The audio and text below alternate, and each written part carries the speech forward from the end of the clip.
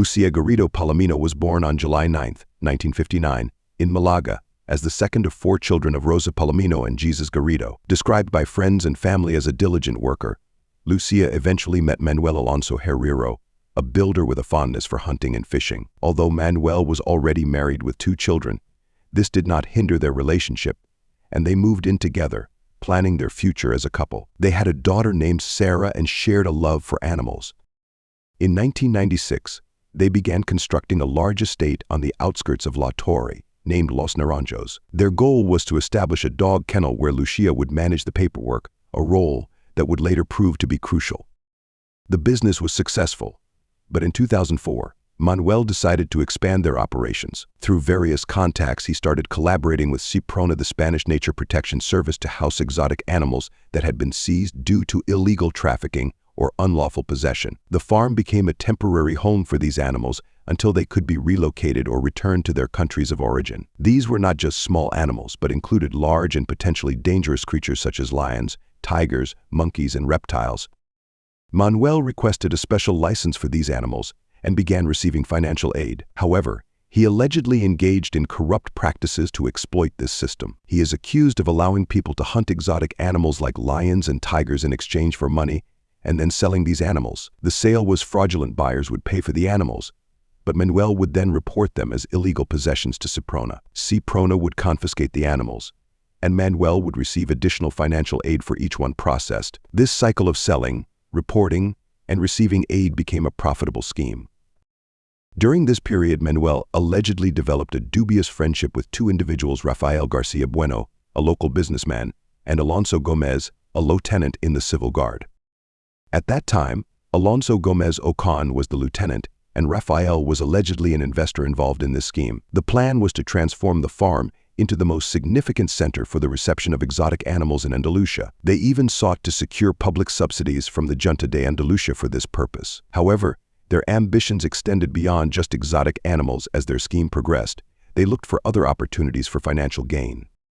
Rafael and Alonso allegedly identified another lucrative opportunity in the certification of refrigerant gases. They planned to create a false certification entity to issue certificates stating that the gases emitted by companies were controlled. In reality, there was no legal requirement for companies to purchase these certificates. Nevertheless, as law enforcement representatives, they supposedly pressured companies into buying these certificates, threatening significant fines for non-compliance. It is worth noting that this issue was reportedly investigated between 2009 and 2010, but there is no definitive court ruling or conviction, so it remains speculative.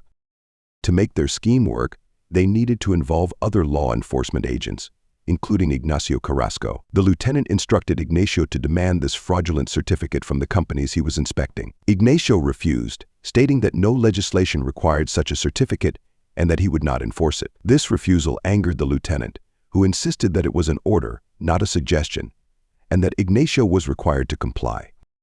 When Ignacio continued to resist, the lieutenant involved a sergeant, and they had a heated discussion in Ignacio's office. Shortly after, Ignacio's life took a drastic turn. The decision was made to isolate him and make an example of him. Despite his successful career, Ignacio was relegated to desk duty with an outdated computer, a move meant to demonstrate who was in charge and to intimidate him into compliance. Ignoring the pressure and maintaining his stance, Ignacio eventually succumbed to the stress and depression. The lieutenant's pressure and isolation led Ignacio to request psychological leave, and eventually he was forced out of the Corps. Meanwhile, Manuel used his connections to turn the Los Naranjos farm into a more dubious enterprise, further complicating the situation. We are no longer discussing the issues related to exotic animal subsidies, but rather darker and more sinister matters. This information primarily comes from Lucia's best friend, Liz Maria Jose, who witnessed some very troubling things on the farm. For instance, Manuel flaunted large sums of money, which he displayed openly, including to Liz. On one occasion, Lucia even showed her large sacks in the back of the farm, which were suspected to contain drugs, a point that would later become significant. As days passed, more peculiar and unsettling occurrences began to happen at the farm, and Lucia felt powerless to address them. Manuel's involvement in shady dealings created an increasingly tense atmosphere at home, and Lucia's ability to voice her concerns diminished. She became a victim of abuse by Manuel, and despite her attempts to report the abuse on several occasions, her complaints were either ignored or dismissed. Some sources claim she attempted to file complaints 4 times, but but each time faced issues or had to withdraw her reports. The situation was exacerbated by the fact that she could not confide in her family, who believed she was living a dream life. Manuel expertly manipulated the situation, ensuring that Lucia kept her struggles to herself, which allowed him to isolate her from her family and friends. From an external perspective, they appeared to be a happy couple with a thriving farm and ample money. Since Lucia remained silent, no one suspected any problems. Eventually, the pressure forced Lucia to reveal her situation, and as expected, she received support from those around her. According to her daughter Sarah, Lucia was enduring a living nightmare, both from Manuel's mistreatment and the disturbing activities occurring on the farm. Although she was powerless to act directly, Lucia took a courageous step that few would dare to undertake. She meticulously gathered documents that exposed the illegal and corrupt activities taking place, including evidence against Manuel and corrupt police officers. Aware of the sensitivity of this material, she carefully stored it in a folder and secretly handed it to her lawyer, keeping it under tight control. Manuel remained unaware of this crucial evidence. To compound the situation, Manuel began openly cheating on Lucia. At one point, he hired a Ukrainian woman named Galina Sokoluk to assist with farm operations, including animal care and maintenance. However, Galina was not merely an employee, but rather Manuel's mistress. Family and friends allegedly worked on the farm, further entangling the complex and troubling situation. In 2006, the situation took a dramatic turn when Manuel exposed everything to Lucia. He confessed that he no longer loved her, that he was in a relationship with Galina, and demanded that Lucia and her daughter immediately vacate the farm. Manuel was indifferent to their future. His only concern was for them to leave so he could enjoy the property with his new partner. This marked the beginning of a protracted legal battle that seemed endless.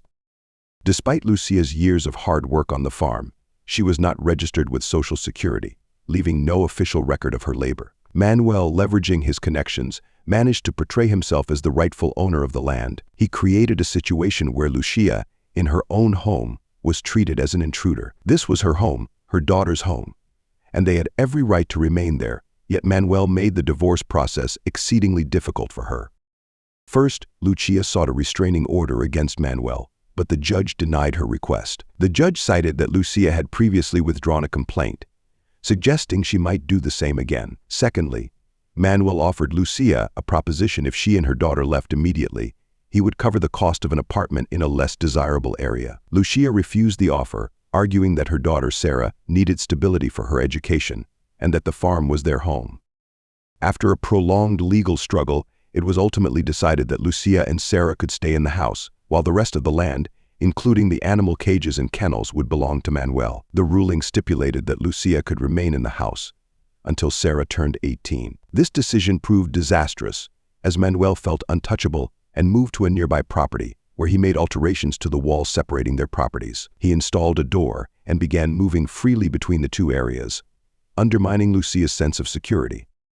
Compounding the situation was the issue of their daughter Sarah. Sarah wrote a letter to the judge detailing their suffering. When Manuel discovered this, he confined Sarah in a hut on the farm and coerced her into writing another letter retracting her earlier statements and praising him as a good father. Despite this, Lucia retained custody of Sarah, and Manuel was ordered to pay a monthly child support of 400 euros, which he subsequently stopped paying. The legal battles, mistreatment, and threats significantly impacted the farm's business, further complicating an already dire situation. Coincidentally, during the trial period, civil guards were stationed at the farm because it was feared that Manuel might harm Lucia, potentially jeopardizing the business. Lucia was fully aware that the property had become a drug warehouse and knew the criminals involved, making her life increasingly dangerous.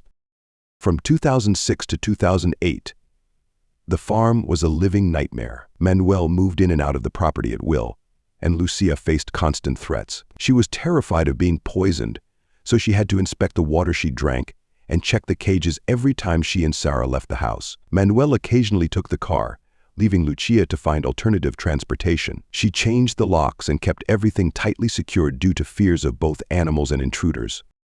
Lucia even confided in her aunt, expressing her fear that Manuel was up to something and advising her to prepare for anything that might happen. In April 2008, strange occurrences intensified. Galina Sokoluk was seen everywhere with two Ukrainian men, and they appeared agitated and argumentative. During this time, the guard dogs disappeared, which deeply troubled Lucia. The dogs had been her source of security, and their absence made her fear the worst. In a desperate measure, Lucia instructed her sister to search the lion's cage for any remnants if something were to happen to her: a hair, a tooth, or a fingernail, anything that might provide a clue. The atmosphere on the farm became increasingly tense. Manuel approached Lucia one day, warning her to be careful and hinting that something bad might happen, insinuating that he might send someone to harm her. On the morning of April 30th, 2008, Lucia left her house early to go downtown for some shopping. Mid-morning, she decided to return home, feeling uneasy about the day's events.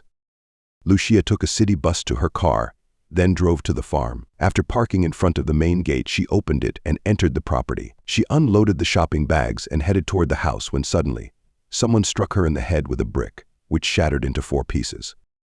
Rendered semi-conscious by the blow, Lucia was dragged to the pool, where her assailants intended to drown her. Despite their efforts, she fought back fiercely. During the struggle, they pulled out a knife and stabbed her in the neck, a wound that would ultimately prove fatal. Hours later, a neighbor from a nearby farm noticed a lifeless body floating in the pool. Recognizing it as Lucia Garrido due to the circumstances, the neighbor immediately alerted the family. The investigation was led by 2 civil guard agents: Miguel Rodriguez, the chief inspector of homicide, and Valentin Fernandez, the accidental chief lieutenant of the judicial police. Their approaches to the case were notably different. Miguel appeared dedicated and committed to uncovering the truth, whereas Valentin seemed intent on dismissing the matter quickly.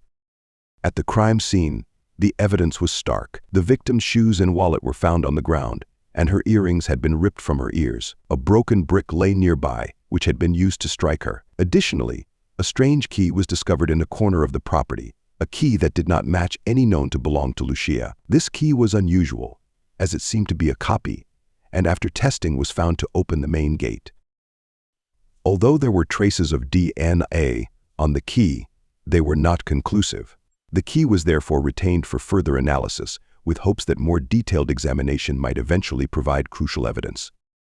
According to the scene, it was evident that a violent struggle took place. Lucia had exited her car and was approaching the house when she was attacked. Her shoes and wallet were left behind, and her earrings were torn from her ears during the fight. She was eventually stabbed in the pool.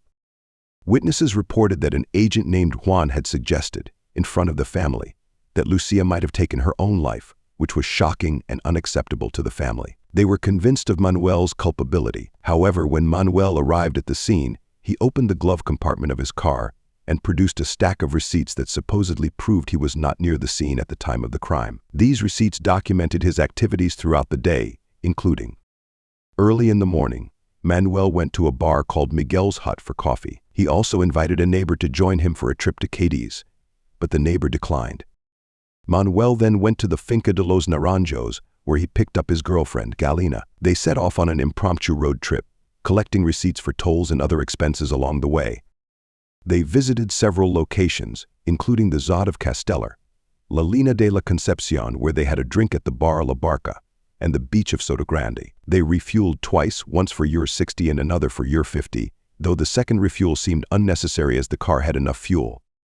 The tickets showed that Galina never made any payments, and many stops during the trip appeared to be superfluous. Interestingly, on the day of the crime, the Finca de los Naranjos, usually bustling with activity, was unexpectedly empty, which added to the suspicion surrounding Manuel. Despite the fact that no one saw anything, there was one person who heard something: a woman named Pilar Chiller. As mentioned before, Manuel lived next door with his girlfriend, and he had opened a door between the walls to move between the 2 properties as he wished. To help with household chores on his farm, Manuel had hired Pilar, who was responsible for cooking and other tasks. At the time of the crime, at 2:20 p.m., Pilar heard screams coming from the Los Naranjos farm.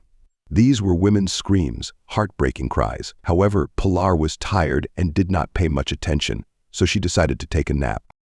From this point on, strange things began to occur. Lucia's best friend, who had witnessed strange events and had heard Lucia's account of her troubles, received threats and found her own lifeless dog at her door. She went to the police station to report everything she knew, but encountered 2 issues. First, the civil guard dismissed her as paranoid. Second, after detailing what she knew about the farm, she left with a written statement that she later reviewed and discovered was missing critical information. This missing information pertained to drugs and corruption.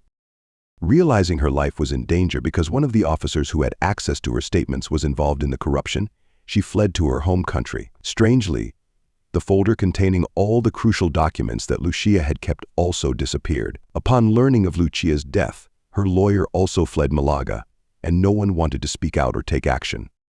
Despite this, some people took a stand following Lucia's death. During a trial regarding the pension for Lucia's daughter, irregularities were noted. Alonso Gomez Ocon testified that Lucia had not worked much on the farm, particularly in relation to the animals. This testimony affected the portion of the estate that belonged to Lucia Garrido and, consequently, to her daughter. With respect to the animals, it was claimed that Lucia did not work there, which resulted in a very small percentage of the estate being allocated to her daughter. To avoid facing non-payment of alimony and other issues, Manuel, over the years, sold the farm. Part of it was sold to Galina, his girlfriend, and the other part presumably to people from Morocco. However, investigations later revealed that the sale was fraudulent. A judge determined it to be a simulated sale since the price was never paid. This was essentially a fictitious transaction meant to place Manuel in a state of insolvency to prevent his daughter, through Lucia Garrido, the deceased sister who held guardianship, from recovering the debt for the alimony. In Garrido's case, police tapped Manuel and Galina's phones, but unfortunately they did not find anything related to Lucia's case. Instead, they uncovered other alleged crimes related to the farm's activities. Despite this, there was no information about Lucia. In June 2008, to put pressure on Galina Sokoluk, Manuel's partner, she was arrested due to irregularities regarding her stay in Spain, which put her legal situation in jeopardy. Upon learning that Galina could be deported, Manuel became nervous and made numerous phone calls, suggesting he was aware of being monitored. During these conversations, he inadvertently revealed information indicating his awareness of the surveillance. Following Galina's arrest, the police interrogated her but obtained no useful information about Lucia's case. Galina only mentioned a cousin named Ivan, with no context provided. Ivan was placed on a search and seizure list, but he could not be found. His phone appeared inactive, as he neither received nor made any calls. Fed up with the corruption surrounding Lucia Garrido's murder, Carrasco, who was deeply affected by the case, connected with Rosa Garrido and joined the Unified Association of Civil Guards UC. This association aims to defend the professional and labor interests of civil guard agents. They have their own lawyers and agents dedicated to enforcing the law. Carrasco provided them with all the information and data he had, prompting a second investigation separate from the official one. This secondary investigation would later prove crucial to the case as time progressed.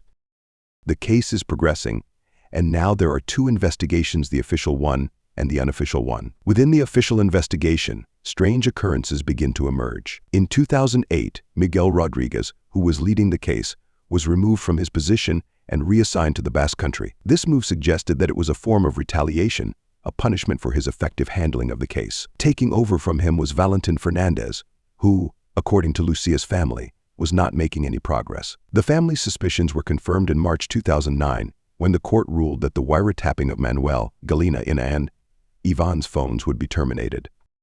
Moreover, a year after Lucia's death, on April 25, 2009, another crime occurred on the same farm around 10 o'clock at night. Two armed men, Jose Gonzalez Farias, 36 years old, and Eduard Andres Gomez Tabares, 25 years old, allegedly attempted to rob the farm. Manuel claimed he acted in self-defense, shooting them during the encounter. He described a peculiar situation. The men moved towards him, and he moved backwards. In this exchange, there were 7 shots fired by the men, but none hit Manuel. Conversely, Manuel fired twice, and both shots were accurate. However, the case was more complex than it appeared.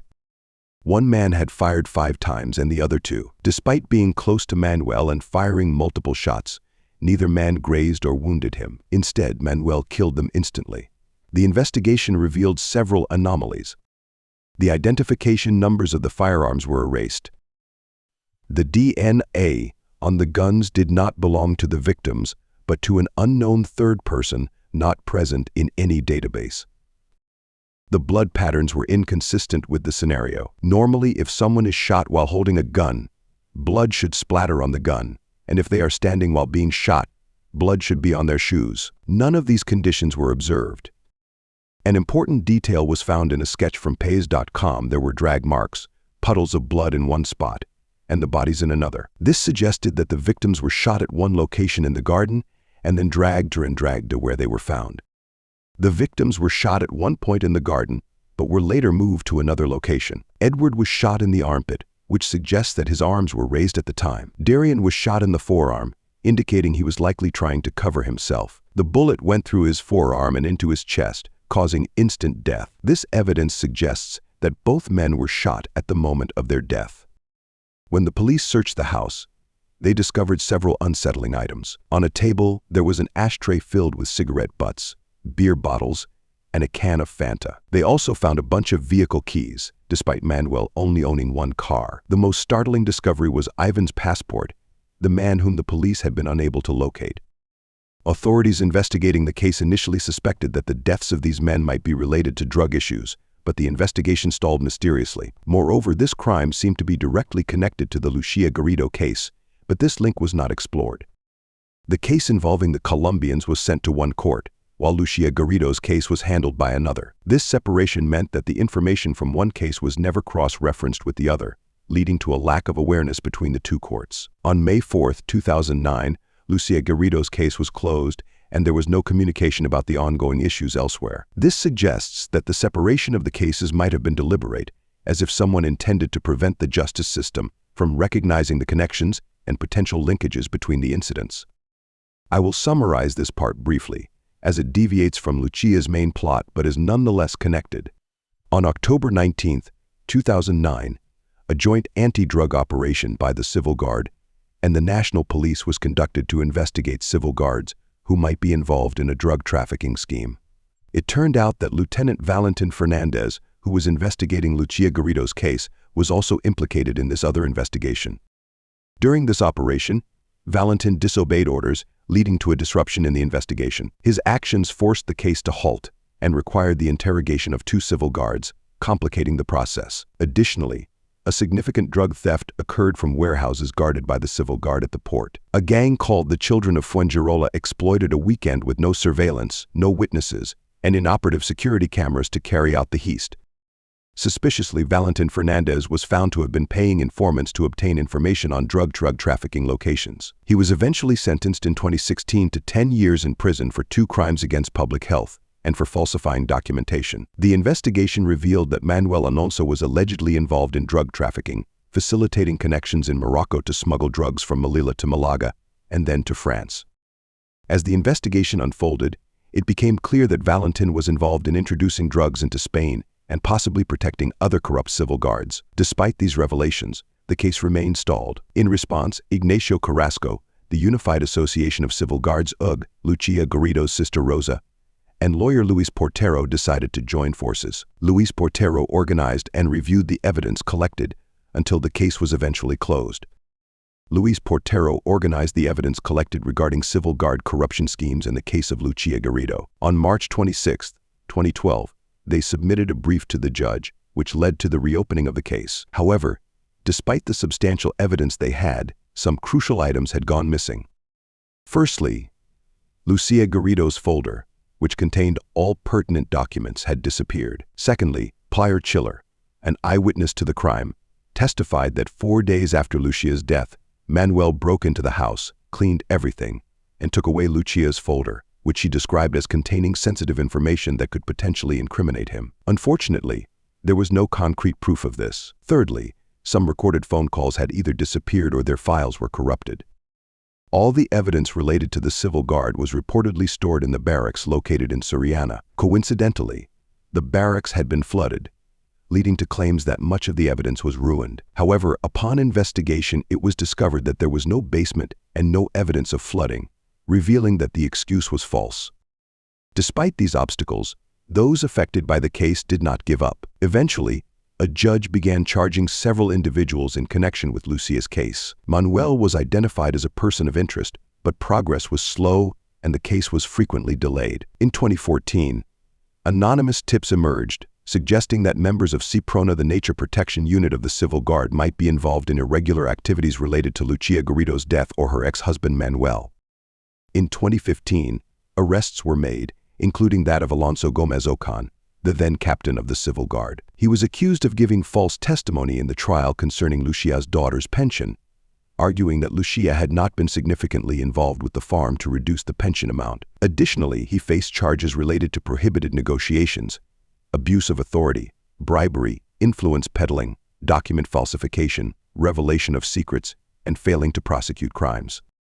Although Alonso Gomez Ocon could not be tried for the crimes due to the statute of limitations, several defendants remained at large. These included Manuel Alonso for money laundering, bribery, influence peddling, and offenses related to the protection of flora, fauna, and domestic animals. Galina Sokoluk for her involvement in related crimes. Rafael Garcia Bueno for bribery and influence peddling. 4 additional civil guards for bribery and offenses related to the protection of flora, fauna, and domestic animals.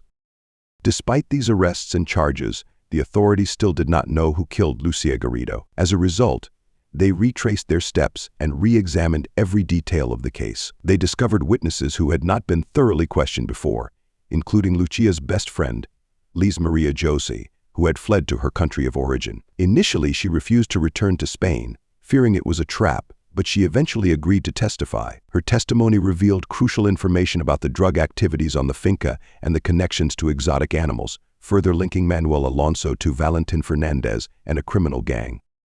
Valentin Fernandez was associated with drug trafficking and had connections to the Children of Fuengirola, a gang linked to a Colombian criminal network. Alexander Jimenez, also known as El Rucky, was the leader of the gang but was killed, leading to Angel Vallelo, known as El Reloj, taking over. Despite their progress, each step forward seemed to be met with setbacks.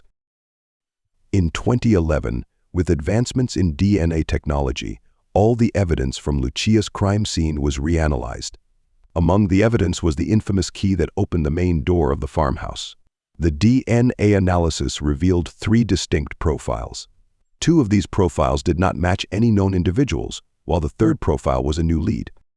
One of the suspects' profiles was linked to Angel Vallelo, aka El Rana, the new leader of the Children of Fuengirola. During interrogation, El Rana quickly accused another person, Guardia Civil Officer Amador Perez, claiming that Perez had framed him. The judge ordered the arrest of Amador Perez, El Rana, and Manuel Alonso, who was already in prison. Alonso, upon learning of El Rana's arrest, requested to speak with the judge and implicated Perez, as well as Luis Andres Fernandez Beria and Jose Antonio Bandera. He claimed that all of them were involved in Lucia Garrido's death, and began to spin a story in which he had no involvement, a story that was predictably disbelieved. Nonetheless, all of them were arrested to see where the investigation would lead. In March 2016, the judge ordered the arrest of these individuals and anticipated the following: the incommunicado detention of all detainees, searches of their homes, and confrontations between them to catch them in contradictions. However, what was found was entirely different. The last arrested were not held incommunicado, and no confrontations took place. Despite these setbacks, justice pressed on. Internal Affairs protected witnesses who revealed that, prior to Lucia's murder, there was a meeting discussing a robbery at the farm. The plan was to seize the drugs and money hidden at the Los Naranjos farm. Among those at the meeting were Rucky, El Rana, and 2 Guardia Civil officers. Gradually, they became fixated on killing someone at the farm. The first trial for Lucia Garrido's murder was a complete fiasco from start to finish. The protected witness did not testify out of fear of retaliation, and instead, his recorded testimony was played. When the time came, the tape appeared to be damaged and distorted. Additionally, discussions about the DNA reports related to the crime scene key revealed that there were 3 reports in total. There were a total of 3 reports on the evidence, one in 2008, one in 2015, and another in 2016. The evidence from these reports was unequivocal, but during the trial, experts from the Civil Guard Scientific Police, who had conducted the initial test in 2008, attempted to discredit the subsequent tests. They claimed that after their initial tests, they had destroyed all the evidence and thus questioned how the following tests could have been conducted. Their statements were nonsensical, as DNA evidence is preserved for future use as science advances, not destroyed. Investigations by the Internal Affairs Service of the Civil Guard uncovered signs that these experts might have lied during the trial. Both experts are currently facing trial for false testimony. The strange occurrences did not end there. A day before the jury was set to convene for Lucia's case, the court publicly released the order concluding the investigation into the Colombians murdered on the farm. On the day the jury was to determine the defendant's guilt or innocence, it was discovered that 5 members of the jury had issued a report complaining that another juror, was attempting to influence their decisions, trying to dictate their responses and what they should say. Despite this report, which should have prompted a review and halted proceedings, everything continued as planned without any changes or investigation. The verdict was intriguing. Manuel Alonso and Angel Vallelo, aka El Rana, were found not guilty. 6 jury members believed they were guilty, while 3 voted not guilty. According to jury law, a conviction requires 7 votes, so the sentence was appealed. Although the appeal rejected the private accusation's demands, it acknowledged a serious error in the jury's votes, necessitating a revote. The jury was dissolved, and after much insistence, the decision was made to repeat the trial on April 6, 2022. The Supreme Court confirmed the decision of the Andalusian High Court of Justice, ordering that Manuel Alonso and Angel Vallelo, aka El Rana, along with the other accused individuals, return for a new trial. The other accused were excluded from the process. In 2023, the Malaga court sentenced Manuel Alonso to 24 years in prison as a necessary accomplice in the murder and Angel Vallelo to 22 years in prison as the perpetrator of the crime. The sentence confirmed that Lucia Garrido, after her breakup with her ex-husband, became a direct witness to both legitimate and allegedly illicit activities conducted on the farm. She was seen as a threat to the planned business activities on the farm. To eliminate this threat and prevent her from reporting the illicit activities, a plot was devised to murder her. It was established that someone paid El Rana to carry out the murder. Meanwhile, Manuel Alonso made preparations by removing the guard dogs from the property and obtaining a copy of the key. On the day of the murder, he created a perfect alibi by leaving home early and going to a bar, where he obtained receipts. When he returned to the crime scene, he provided evidence that suggested his innocence. Unfortunately, no information has been found regarding the Colombian's crime. There are no articles, testimonies, or records available. If any new information becomes available, I will update it in a comment. So, what do you think about the case? Do you believe the sentences were fair? I hope you found this case interesting. If you did, please leave a like and a comment below with your opinion on the case. Do you think real justice was served, or is there still work to be done? That's all for now. See you in the next video.